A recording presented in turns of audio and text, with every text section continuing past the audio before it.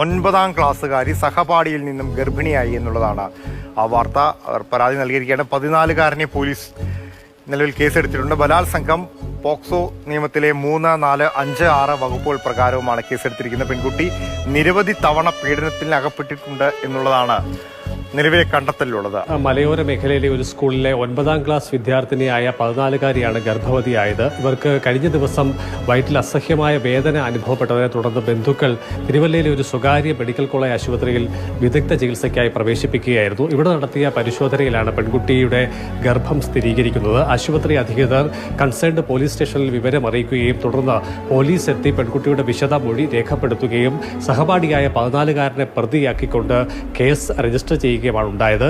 14-കാരനെതിരെ ബലാത്സംഗത്തിന് പുറമെ പോക്സോ നിയമത്തിലെ 3, 4, 5, 6 വകുപ്പുകൾ പ്രകാരമാണ് കേസ് രജിസ്റ്റർ ചെയ്തിട്ടുള്ളത്. ഇരുവരും ഒരേ ക്ലാസ്സിൽ ദീർഘകാലമായി പഠിക്കുന്ന